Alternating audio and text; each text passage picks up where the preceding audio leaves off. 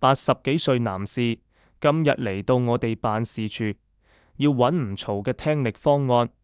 男士年輕時左耳中耳炎導致耳膜穿孔聽得差，加上年紀大，左右耳聽力變得更差。幫男士做聽力檢查，結果係左右耳重度弱聽，高音聽得非常差。俾男士試用我哋公司嘅16通道 VKI 專業助聽器。外出試機，男士第一個感覺就係佢以前用嘅助聽器係有風嘅時候會有呼呼聲，非常困擾。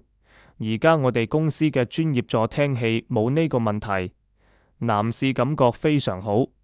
我哋公司嘅16通道 VKI 專業助聽器，噪音抑制效果理想，人聲非常清晰。聽得清唔清楚啊？聽到啊？食乜嘢啊？食到粥，食到叉燒包。去飲茶？